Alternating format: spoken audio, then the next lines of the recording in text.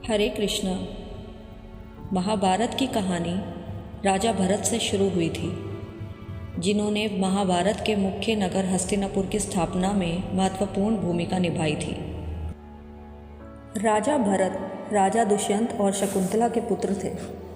राजा दुष्यंत ने बड़े होने पर उनका विवाह करवाकर सिंहासन सौंप दिया।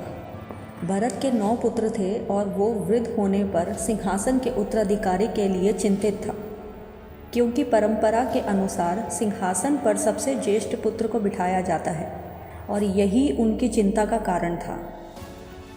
भरत ने अपने पुत्रों और मंत्रियों से इस बारे में बातचीत की, लेकिन उनको यह एहसास हुआ कि उनका कोई भी पुत्र राज करने के लिए उपयुक्त है।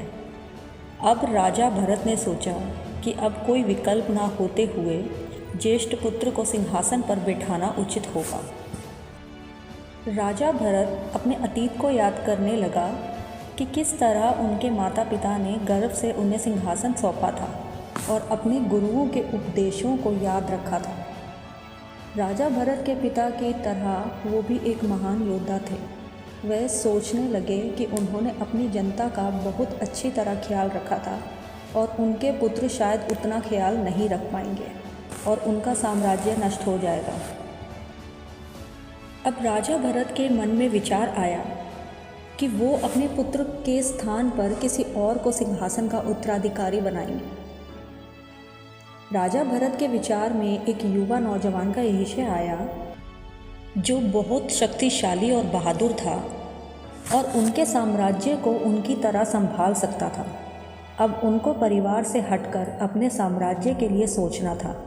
एक दिन उन्होंने दरबार में सभा बुलाई और घोषणा की, मैं भरत राजा दुष्यंत और शकुंतला का पुत्र यहाँ पर भूमन्यु को अपना उत्तराधिकारी घोषित करता हूँ।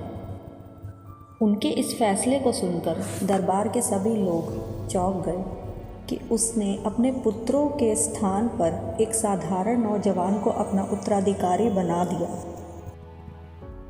सभी लोग भूमन्यु को उत्तराधिकारी बनाने के प्रश्न का उत्तर चाहते थे। अब राजा भरत ने भूमन्यु को दरबार में बुलाया और उसको सिंहासन पर बिठा दिया। अब राजा भरत ने कहा, तुम एक अकेले इंसान हो जिसे मैं इस सिंहासन के लिए योग्य मानता हूँ। मेरा यह सोचना है कि मैं अपने पुत्रों को इस सिंहासन पर बिठाकर सिंहासन के साथ अन्याय करूँगा। मैं इस नौजवान की बहादुरी से बहुत प्रसन्न हुआ और अगर कोई इस सिंहासन का सही वारिस है तो वो भूमन्यु है। अब राजा भरत ने भूमन्यु का हाथ पकड़कर उसका अभिवादन किया। भूमन्यु की आशाओं के अनुसार भूमन्यु ने बहुत अच्छी तरह राज किया और जनता ने उसे बेहद पसंद किया। भूमन्यु के पुत्र का नाम सुहोत्रा था, जिसने भूमन्यु के बाद साम्राज्य संभाला। सुहोत्रा के बाद उसके पुत्र हस्ती ने राजपाट संभाला। हस्ती ने हस्तिनापुर की स्थापना की, जहाँ पर महाभारत की पूरी कहानी प्रारंभ होती है।